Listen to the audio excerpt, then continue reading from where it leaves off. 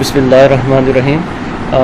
In the last lecture, we have discussed about the pancreatitis and some features of the liver, anatomy of the liver disease, anatomy of the liver, and liver disease manifestations mean signs and symptoms of the liver diseases, and chronic liver disease signs and symptoms. It was basically a brief introduction of the hepatobiliary system. Now we will discuss the one by one the diseases which occurred in the liver diseases. First disease which I am going to discuss with you is the acute hepatitis. Hepatitis, as you name is clear, it's inflammation of the liver parenchyma. Means inflammation of the liver is acute hepatitis. Basically, this is the acute hepatitis occurred in many diseases, in many viral infections. There are many causes of acute hepatitis, like the viral infections like hepatitis A, B, C, D, E. Even I am telling you the hepatitis C because some of the cases in hepatitis C causes also acute hepatitis first, but mostly it causes chronic hepatitis. Okay, the other causes are Epstein-Barr virus, EB virus, which is known as. Other is the cytomegalovirus, yellow fever virus. They all cause viral hepatitis. Other causes are non-viral infections like leptospirosis, toxoplasmosis gonadii, Q fever. Other causes of the acute hepatitis are the poisons like aflatoxins, carbon tetrachloride, mushrooms, drugs like the paracetamol,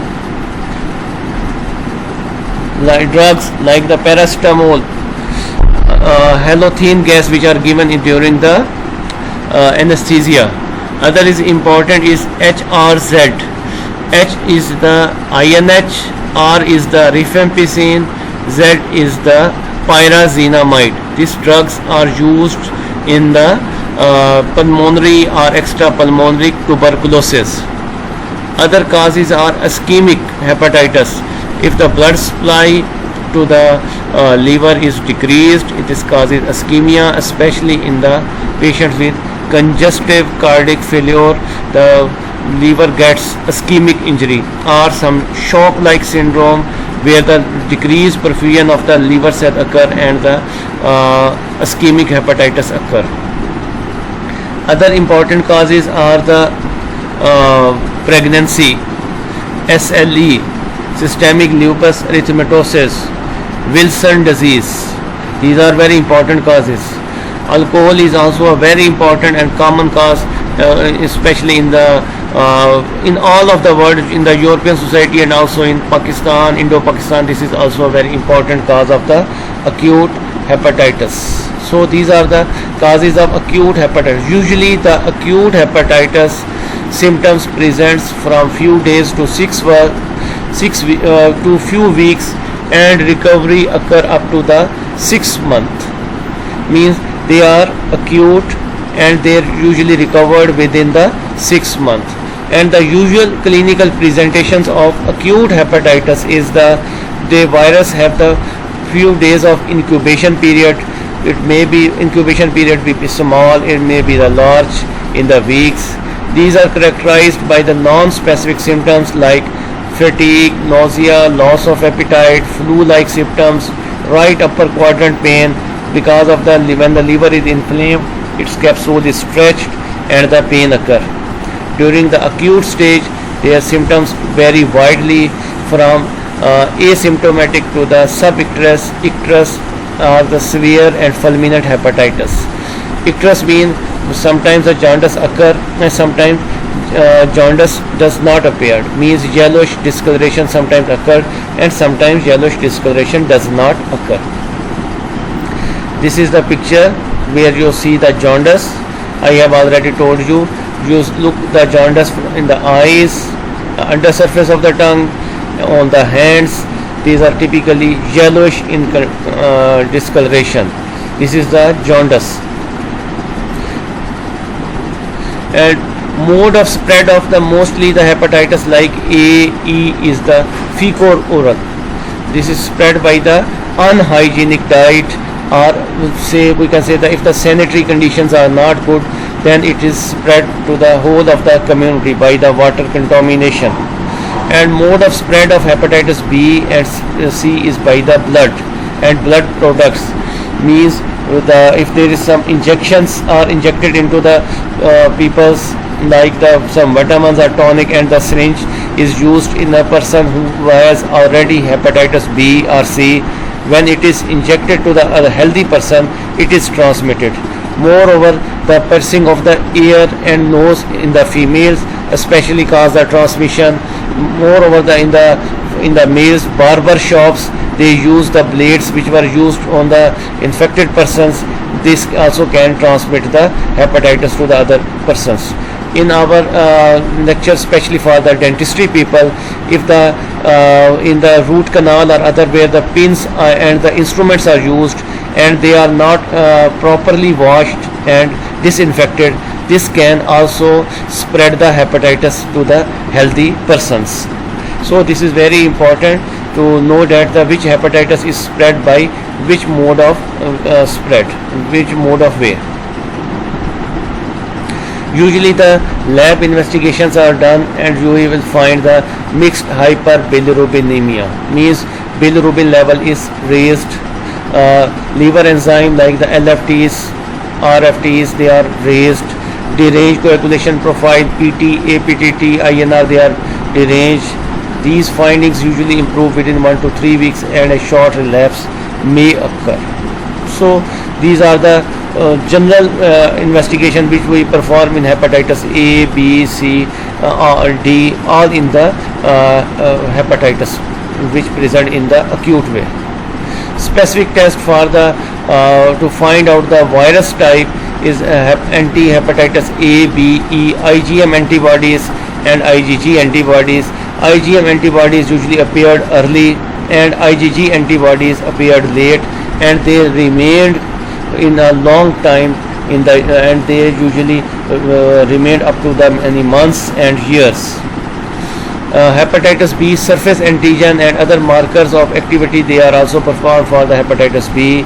Anti-HCV antibodies are also done, and the PCR for the DNA and RNA, especially for the hepatitis B, and DNAs for the hepatitis B and RNAs for the hepatitis C, they are performed both qualitative and quantitative for all the, but they can be performed for other viruses also, but we usually perform hepatitis A, hepatitis B and C PCR test, but this test PCR can be performed for other viruses also. General management for the hepatitis is the bed rest, diet. I will explain to you in detail when I will tell you describe the hepatitis A. General advice for all the hepatitis is the bed rest, because there is no specific treatment is available currently. So we give the general advice like bed rest, diet, good diet, carbohydrate and protein, and avoid fatty meals. Medications, we usually ask to avoid the medicines, antiemetic, calamine lotion if you have the itching, and if you have the fulminant hepatic failure, then we advise only liver transplantation. For hepatitis A, the vaccine is available which is injected 0 to 5 weeks, second dose, and a booster dose after sometimes after 1 year, and some way it is written that it should be repeated after 6 months. So hepatitis A vaccine is also available. Complications of hepatitis A is usually the fulminant hepatic failure and the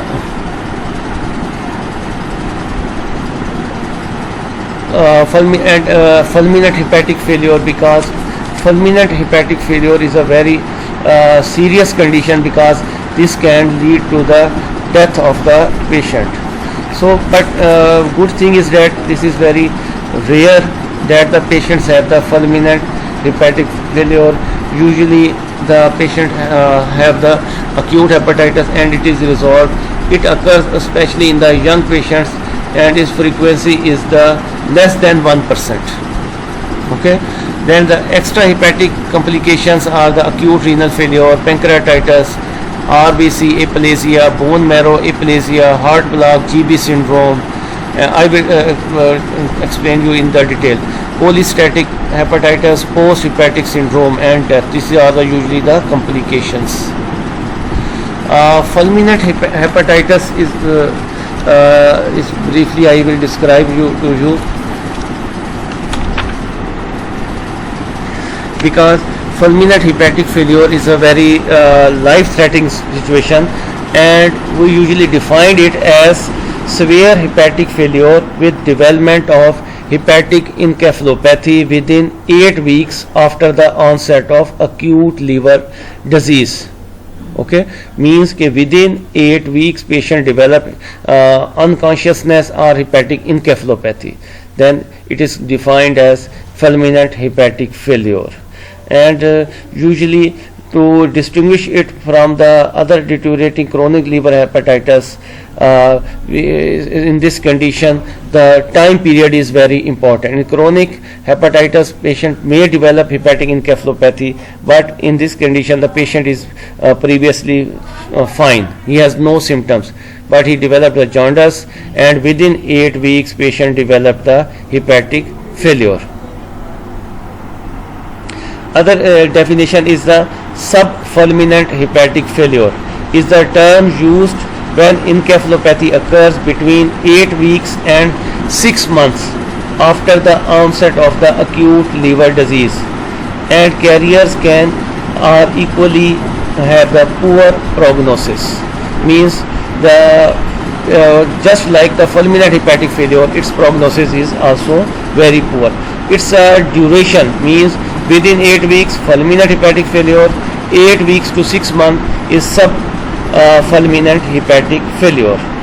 About 70% of the cases are caused by the acute viral hepatitis, usually hepatitis B. Other causes are the rare like A, E and D. Usually hepatitis A superimposed on chronic hepatitis C is associated with high risk of fulminant hepatic failure. Other causes drug-induced shock, malignancy like the lymphomas, Wilson disease and fatty liver of pregnancy are other important causes of fulminant hepatic failure. And the only option for the treatment is the liver transplantation. So we can say that fulminant hepatic failure is characterized by signs and symptoms of hepatic failure with personality changes, aggressive behavior, sleeping disorder and hepatic encephalopathy. Means the liver is no longer performing its proper functions.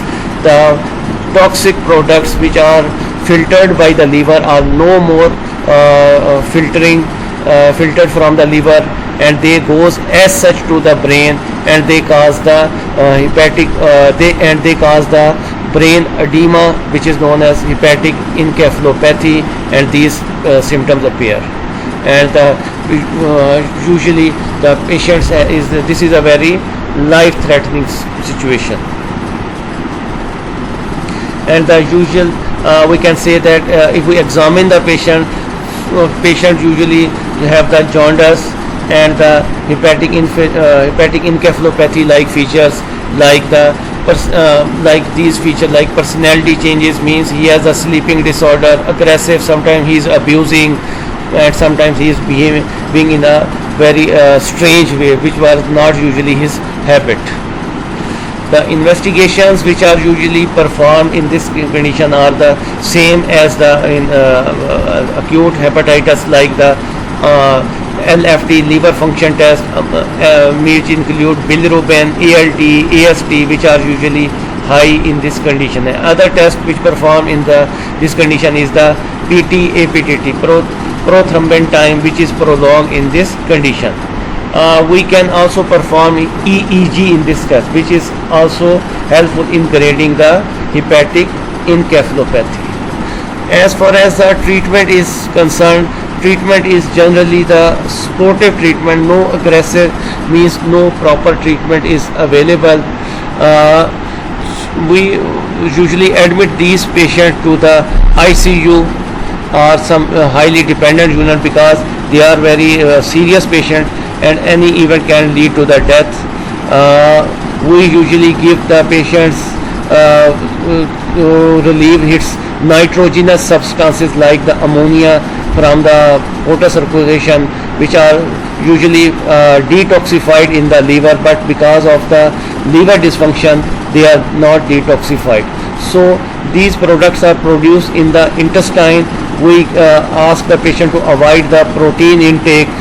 We give the patient syrup metronidazole flagyl. We give the patient lactulose so that there is no constipation. When there is no constipation, the nitrogenous substances are not present which are absorbed. Other treatment is the treatment of the cerebral edema. When the patient has the cerebral edema, we usually give the mannitol. Mannitol is given to reduce the cerebral edema. Other is the nutrition. We give the glucose by the oral if the patient can take, or by the NG tube, nasogastric tube is passed, or we give the glucose by the IV fluids. We give the potassium and calcium to these patients because usually they develop hypokalemia and hypocalcemia. For the cardiovascular functions, we give the IV fluids so that patient do not have the hypotension. For the patient impaired hemostasis because of deficiency of the vitamin K, we usually inject the vitamin K to the patient so that the PT which is prolonged is corrected. Other mode of treatment is the infection. Patient usually have the superadded infection or may develop the superadded infection. We give the broad spectrum antibiotics. If the patient develop the renal failure, we perform the hemodialysis. And the last option for this is the liver transplantation because usually their patients are young and this disease can lead to the death. We offer these patients to arrange some donor for the liver transplantation. So this is very important for the fulminant hepatic failure that you must consult the patient for the liver transplantation. Prognosis, usually the acute hepatitis usually resolves spontaneously, but fulminant hepatitis is very dangerous and I have explained to you in the details. For the hepatitis D infection which usually occurred on the as far as the hepatitis B is concerned, is mostly associated with fulminant hepatitis. I have already told you the 50% of the patients are lead to the fulminant hepatic failure, and only 50% of fulminant hepatic failure are caused by the hepatitis B infection, and only 5% of acute hepatitis B infection becomes chronic. Hepatitis D usually does not cause its own infection, but it causes superadded infection on hepatitis B. And hepatitis C rarely cause acute hepatitis because mostly it goes to the chronic hepatitis. These are the facts which must be known to you. And hepatitis A and E usually resolve spontaneously because there is no specific treatment is available. Hepatitis E is especially very important for the immunocompromised elderly and pregnant patients because we have to take the decision for the cesarean or some termination of pregnancy in a pregnant woman if she has the hepatitis E infection. Other part of the treatment is that prevention is hygienic precautions. We ask the patient to adopt the good hygienic condition, means you should take clean water, okay, and moreover the hand washing is very important for the patients, especially for the after coming from the washroom, and the proper hand washing by the medical attendants who comes in contact with the contaminated utensils and beddings and clothings of the patients. Other is the treatment of the contact with immunoglobulin and vaccine. to prevent the further cases of the disease. And for the hepatitis A, the vaccine is available. We give the vaccine to the person who are in close contact with the hepatitis A patient. For the public awareness, we give the ask the patient, we should educate the patient to stop its transmission by using the boiling water or some hygienic diet. As far as the hepatitis B is concerned, a vaccine is available with the name of the Engerix. This vaccine is usually given to all of you, especially the medical students, because before the admission it is compulsory to have the vaccinated against the hepatitis B virus infection, because you frequently got injury by the pricking, and the hepatitis B is transmitted in this way. So hepatitis B vaccine is available, it is given. Moreover, if you have the needle stick injury from the some person patient who is hepatitis B positive, there is post exposure prophylaxis, anti-B globulin is also available. We give him immunoglobulin so that if the hepatitis B virus is entered into the body, it is neutralized by the immunoglobulin. Acute hepatitis C antiviral treatment is very effective in preventing the chronic treatment. Now the 3 drugs regime is available in the market, which is the tablet form. Previously we give the injectable form. Postnatal vaccination and immunoglobulin in newborn to hepatitis B positive mother is given. So it means in the children we also give the vaccine to the newborn babies. Who should be vaccinated for the all these things? All the newborns, especially in the children's or newborns, usually the vaccine is given to all the children's in a form of the hexa form, which also contain the hepatitis B vaccine. Intravenous drug abuser, because there is high risk of transmission of hepatitis B virus. Patients on hemodialysis, they are also given the hepatitis B virus vaccine. Medical personnel, especially you and the doctors and your paramedic staff, must have the hepatitis B vaccination. Close contacts of hepatitis B patients means the relatives, its children, its wife or husbands, they should be given hepatitis B vaccine. Children born to the hepatitis B positive mothers, and last is the homosexual, because this is also another way by which the hepatitis B is transmitted.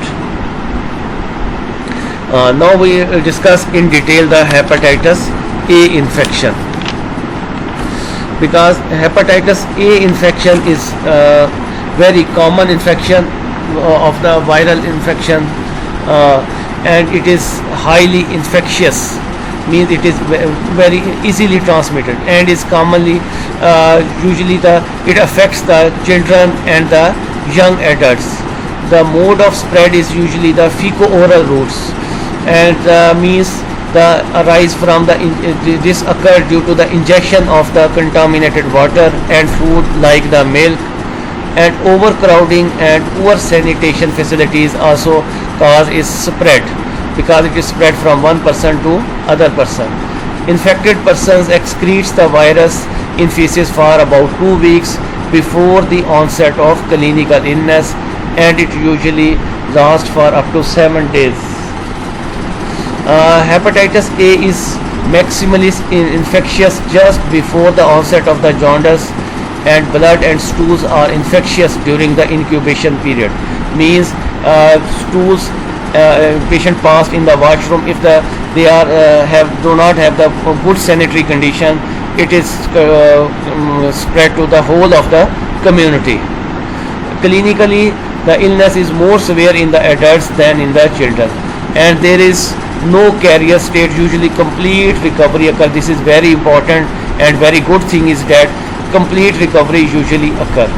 Mortality is very low in this case as we compare to other viruses, and incubation period is usually 2 to 6 weeks. This is the jaundice you are seeing in the eyes. Okay, this is the acute hepatitis. We usually made the diagnosis. I have already told you that we perform the antibodies test. The IgM antibody test is very excellent test because it gives us the quick results about the hepatitis A, especially in the anicterus phase, means when there is no yellowish discoloration but you are suspecting hepatitis A, you perform IgM antibody test. IgG antibody test usually is also performed to see the previous infection, and we also see it for the immunity levels. So the titers level is checked in the blood. As far as the clinical features, means how the patient present to you, it has the usually the three phases: pre-icterus phase, icterus phase, and convalescent phase. In pre-icterus phase means when there is no yellowish discoloration of the eyes, patient usually comes to you with the flu-like symptoms. Flu-like symptoms means patient has the malaise, easy fatigability, headache, arthralgia, myalgia, upper respiratory tract infection like nasal fluid discharge, cough, and pharyngitis. These are non-specific symptoms. Patient may have the anorexia, means loss of appetite. He may have the nausea and vomiting, sometimes diarrhea and constipation. He may have the fever 100 to 102 degree Fahrenheit with chills and usually resolves spontaneously. And patient have the abdominal pain, especially in the right upper quadrant pain, because when the liver is inflamed, it stretches its capsule. The sensory nerves are present on the capsule, so the patient feels pain. Mind it, sensory, there is no sensation in the liver parenchymal tissue, but the sensory fibers are present on the capsule. So when the capsule is stretched, patient feels pain.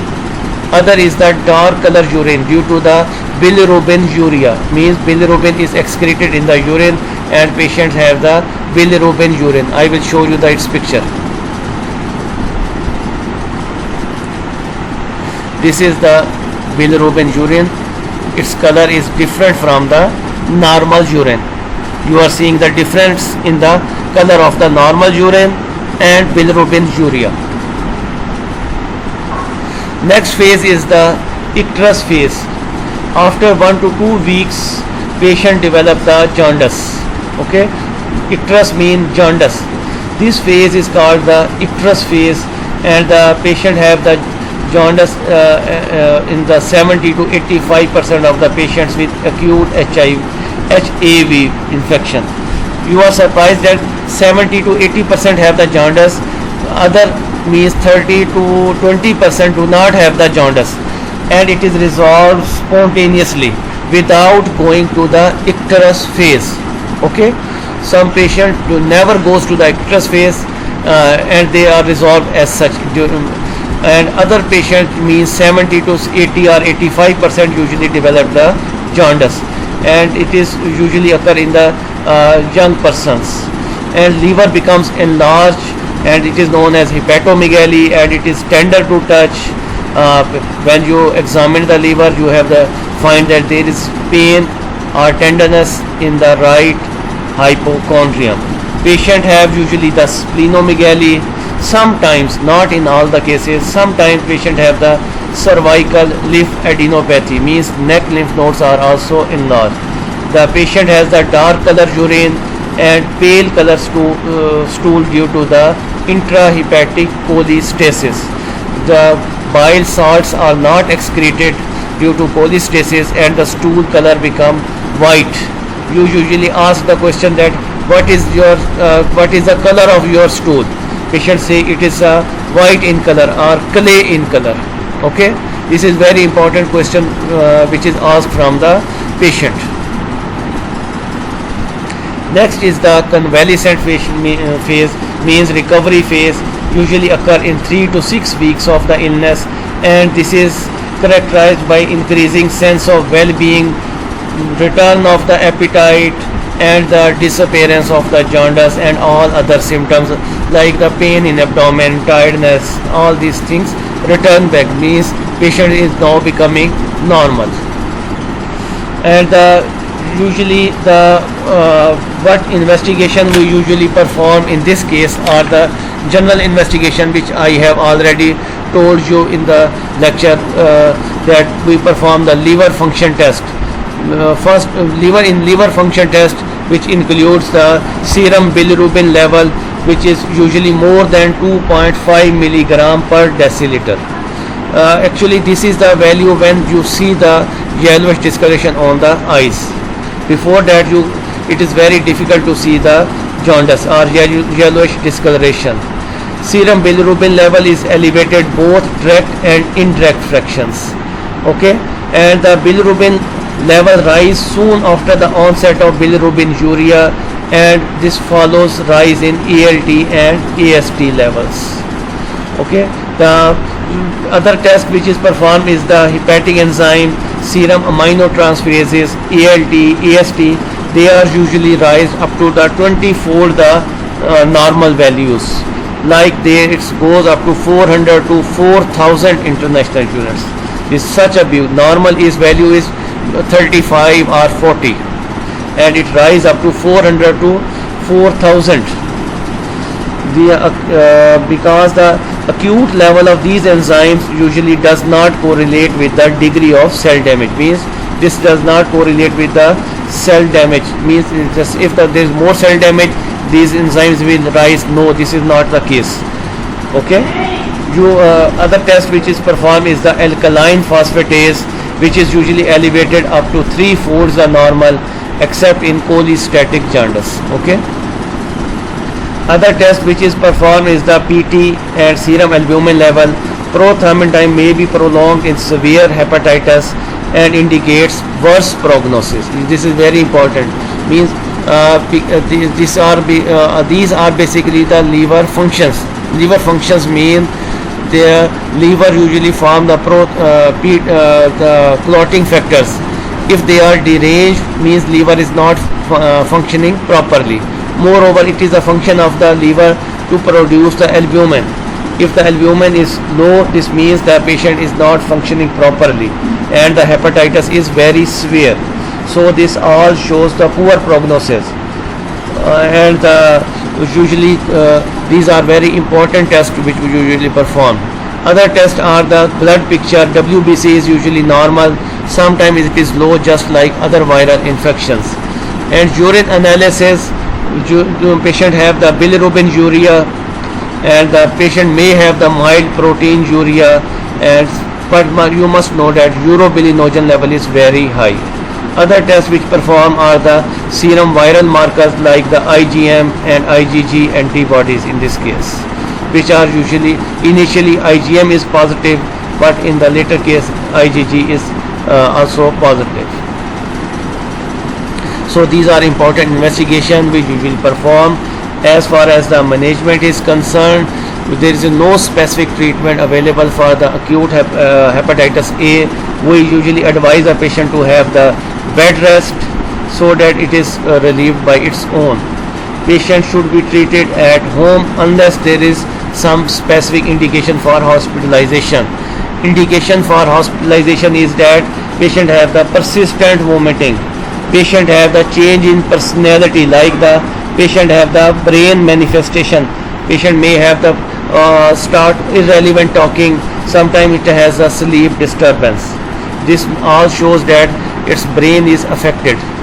Other is development of bruising, means patient's clotting ability is deranged, patient may bleed from any side. Uncertain diagnosis, means if you are not sure about the diagnosis. Other management is the diet. We give the patient high carbohydrate diet, high protein diet, and low fat diet.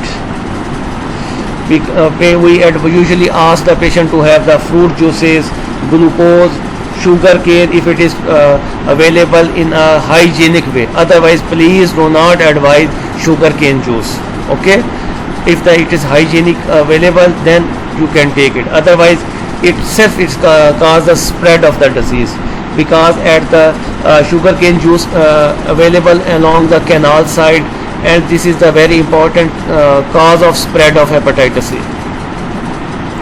Other As far as the medications are concerned, we usually avoid medicines because all the medicines are metabolized in the liver, so we do not want to put stress more on the liver. So we ask the patient to avoid sedatives and hypnotics drugs. Paracetamol is given for the fever, but it should be given in the lower doses. Other are the symptomatic treatment, like the patient have the vomiting, we give the antiemetics. For the vitamins, we usually ask to take the multivitamins like vitamin B, vitamin K. For the patient who are not taking oral by mouth, or some patient is unconscious, we usually give the 10% dextrose water by the IV as a form of IV fluid, and especially for those who is persistently vomiting, we want to give the fluids. Other is the calamine lotion and cholestyramine for the pruritus if the patient has the itching. Other is the treatment is the if the patient has a hepatic failure, means fulminant hepatitis, we advise the liver transplantation. As far as the immunization is concerned, there is vaccine available for hepatitis A, and it is usually given to the patient in the way of the 2 to 5 weeks, first 0 dose 0 to 5 weeks, and booster after 6 months or after 1 year. Other is the passive immunization. Passive immunization is reserved for those patients who are the close relative of the patient who has the hepatitis A, or who is looking after this patient.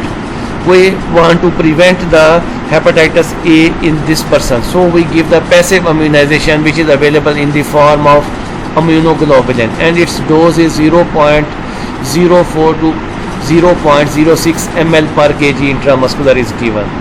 But this passive immunization is very costly, and it is usually not given. Last part is the complications. Very important that patient with hepatitis A may develop the complication. First and most important is the fulminant hepatic failure, which usually occur less than 1%. Other are the extrahepatic complications like the interstitial nephritis, pancreatitis, acute renal failure, red blood cell aplasia, bone marrow aplasia, agranulocytosis. Patient may develop the cardiac complication like heart blocks. Patient may develop the neurological complication like the GB syndrome. Patient have the joint disease, arthritis. So there are many extrahepatic manifestations of the complication of the acute hepatitis. You should not focus only on the liver, but you should also ask other these manifestations from the patient while taking the history of the patient. Patient may develop the cholestatic hepatitis, because sometimes with prolonged acute hepatitis this develop, and the frequency at which this occurs usually with the increasing age.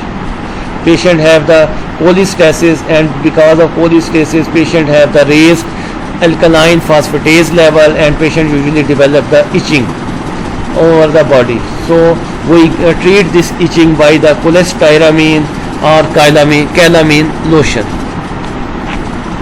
Other important complication is the post hepatitis syndrome, which is fatigue, fat intolerance, which usually develop after the hepatitis is resolved. These are the fatigue, fat intolerance, and sometimes may have the right upper quadrant pain.